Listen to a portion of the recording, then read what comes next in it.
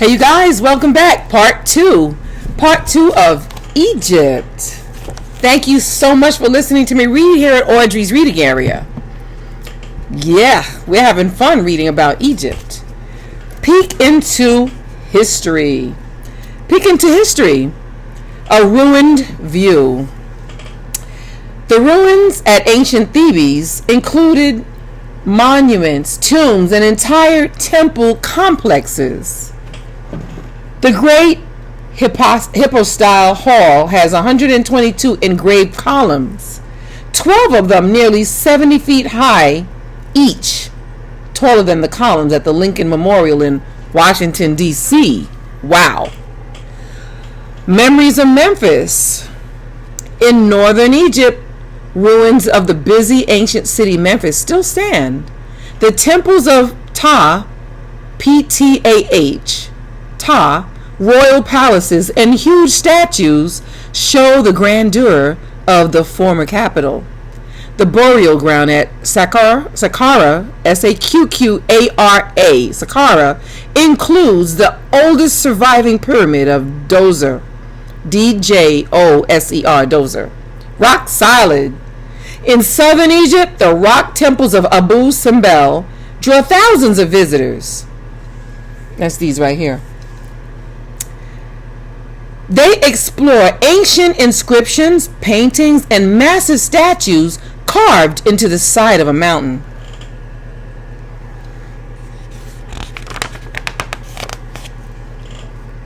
Culture to experience. Art smart. Tool around.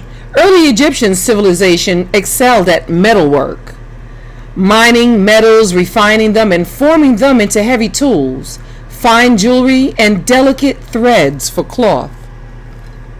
Paperwork. Ancient Egyptians used the abundant plant papyrus.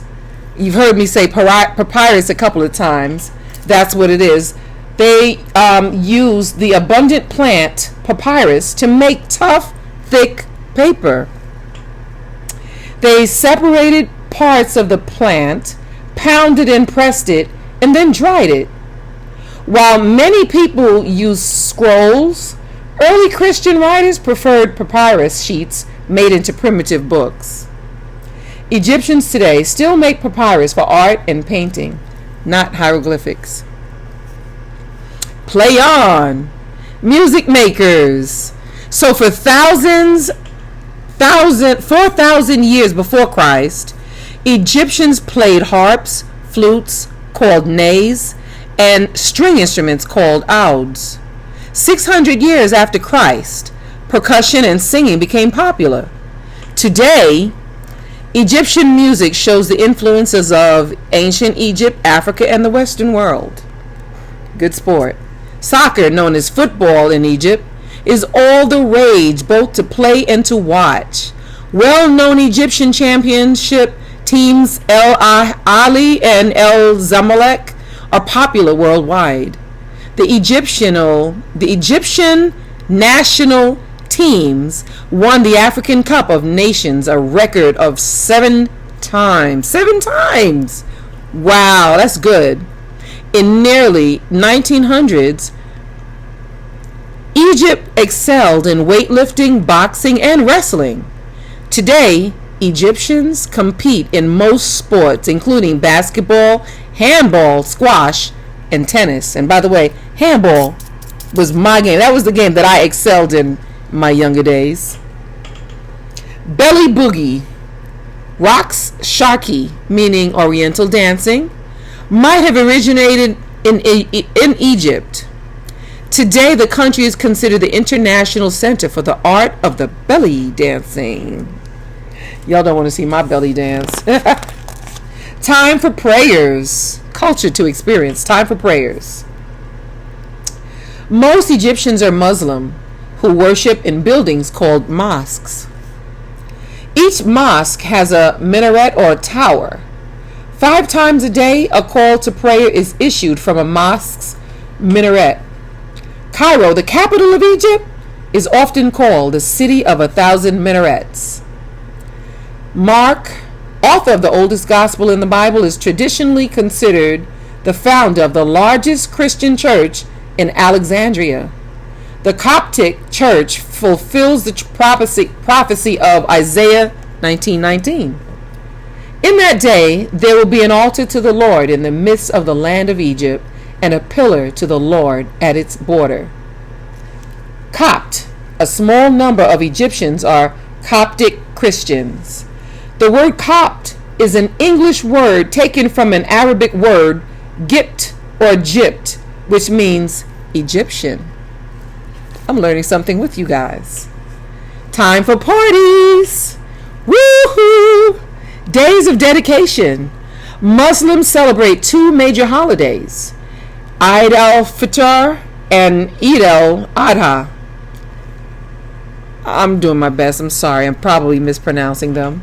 Coptic Christians recognize saints, days, and Christmas, which they celebrate on January 7th. Take a break. The work week in Egypt is generally Sunday through Thursday. I wish the United States was like that. Sunday through Thursday? Oh, no, I don't. That's still only 2 days off. Oh, man. Friday and Saturdays are the weekend. Jump for July. Every year, citizens celebrate the Egyptian Revolution of 1952. Revolution Day is similar to America's Independence Day, July 4th, but Egypt's national holiday is July 23rd. Take a good whiff. Smelling of the breeze is the literal translation of the Sham el Nassim, the festival which has been celebrated for thousands of years to mark the beginning of spring. Interesting. Eat, drink, and make spicy. Cuisine culture. For Egyptians, eating is almost always a social event. I think eating is a social event for everybody in the United States too. Cuisine culture. A host will keep refilling a person's empty plate until it's left half full. So if you're finished eating, you got to leave your plate halfway full. Otherwise, they keep putting food on your plate. Although they don't usually drink with their meals, Egyptians enjoy thirst quenchers like shai, which is tea with mint steeped in hot water, and a hot or cold drink made from hibiscus flowers called kirkadeh. Tweet treat. Hammam, a pigeon, or saman, quail, are often grilled and sprinkled with fresh lime, the same way they've been prepared since ancient times. Menu favorites. Thick, strong Arabic coffee is a delight to those with iron stomachs. Fava beans, known as fool, make a hearty breakfast. Some keep it bland and some spice it up. Spicy minced lamb kofta is ground meat made into patties or links and cooked. Koshari features lentils on top of rice and macaroni, topped off with hot sauce and fried onions.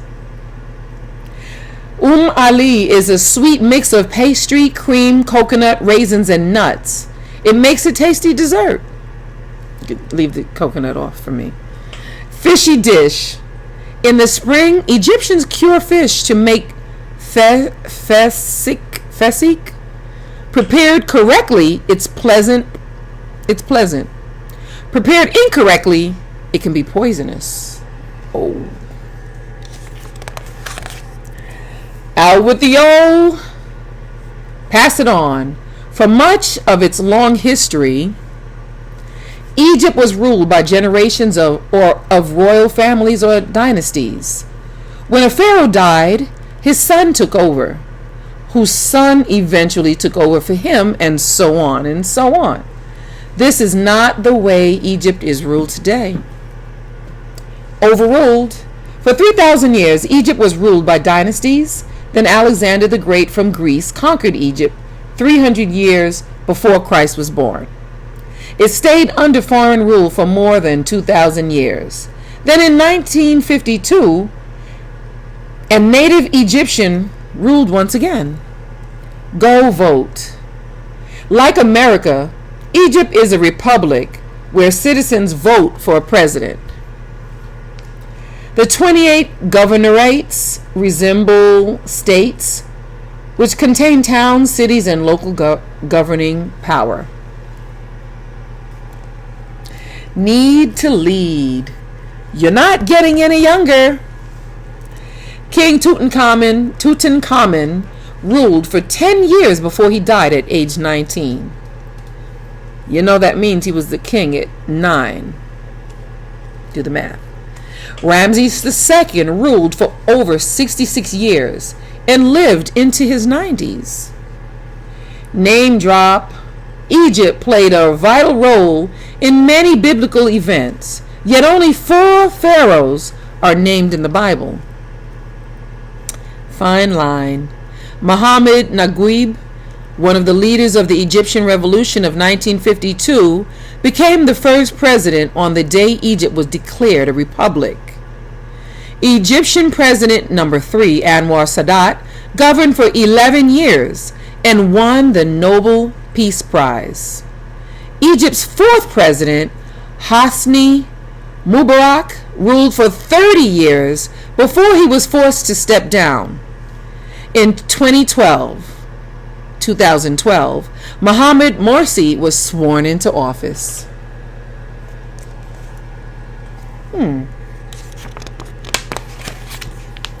There's no place like home. In the mix. Because Egypt lies between Europe, Africa, and Asia, it is crossroad for many cultures. Minority groups living in Egypt include Nubians, Berbers, Bedouins, Arabs, Turks, Greeks, Behas, and Doms. Say that list 10 times fast. Family ties. A family-centered society, divorce was very uncommon in Egypt until recently. Welcome, Matt. Travelers from all over the world come to experience the ancient wonders in Egypt. Native Egyptians are used to helping tourists find their way around. Yeah, I'm going to need one of those when I visit because I'll probably get lost. I'm going to need one of the natives to show me around. Let me see everything. Say what? Arabic is the official language of Egypt. But English and French are also widely spoken. German, Italian, and Spanish are common in certain places in Egypt as well. Whippersnappers. As a whole, Egypt's population is young. In comparison, Germany and Europe, just north of Egypt, has about 4 times the number of citizens who are 65 years old or older. Need to read. Males have a higher literacy rate than females, which means more boys than girls can read in Egypt. Wow. Famous visitors. French Emperor Napoleon Bonaparte visited the pyramids at Giza in 1798 to survey the great structures. English Prime Minister Winston Churchill attended conferences in Cairo in 1943. Historical time period. American Franklin D. Roosevelt was the first U.S. president to visit Egypt in 1943. 66 years later, the 44th U.S. president, President Barack Obama, met with Egyptian President Hosni Mubarak. Russian President Vladimir Putin became the first Russian leader in 40 years to make an official state visit to Egypt in 2005.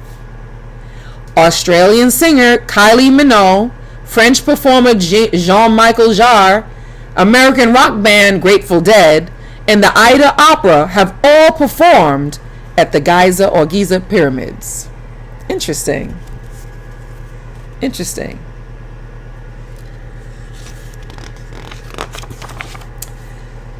Crack the code. Right. The word hieroglyph rhymes with hygoglyph, comes from a Greek word that means sacred sacred carvings. It refers to a symbol or a picture in the formal writing system of hieroglyphics. And this is what it looks like. A lot to learn. When experts figured out what the hieroglyphic pictures were and what the symbols meant using the Rosetta Stone, they learned and are still learning about people and events that would have been long forgotten. Now they can confirm events in the Bible, explore beliefs and battles, and understand decisions and declarations. Set in stone. For centuries, experts couldn't figure out the meanings of hieroglyphics. Then 200 years ago, a key to the code was discovered. A big black tablet was found in the northern city of Memphis. It included the same message in 3 languages. Since historians knew 2 of the languages, they could compare it to the ancient writing they didn't know. They basically had a Greek translation of ancient hieroglyphics. This rare find, the Rosetta Stone, is as tall as a 5-year-old child, but weighs 1,700 pounds. This is the Rosetta Stone. That's probably why they named the Rosetta Stone that instrument they used to teach other languages. Interesting. Beasts of the field. Long gone. A number of animals that are featured in ancient Egyptian art no longer exist in Egypt, including hippos, giraffes, and ostriches. Even crocodiles are now found only south of the Aswan High Dam. Desert dwellers. The largest wild animal in Egypt is a bearded sheep, or aoudad, pronounced aoudad. The Nubian ibex and Dorcas gazelle share the desert with small fox-like animals called phoenix and 2 kinds of jerboa. It's a mouse-like rodent with long hind legs for jumping. Woo, he does look like a little mouse. Let me introduce you. The funny hyrax is found in the mountains of the Sinai Peninsula. English translators have never heard of this animal, so in early translations of the Bible, the words rabbit and hare were mistakenly used. I want my mummy.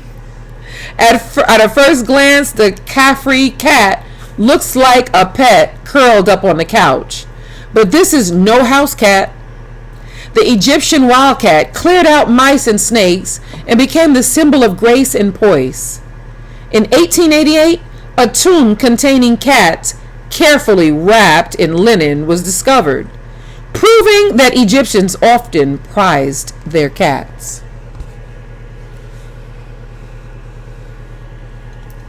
Interesting. Cold-blooded creatures, clammy companions. Nearly 50 species of lizards lived in Egypt. Don't say goodbye. Once common along the Nile, the crocodile is now found only in Lake Nasser, along with the large monitor and the soft-shelled turtle. Shy and scaly. Snakes help keep mice, rats, and other pets from taking over an area. About half of the 36 snake species in Egypt are poisonous. Snakes, no snakes. Freaky features. One look at the sharp points behind its eyes, and it's no wonder where the poisonous horned viper got its name.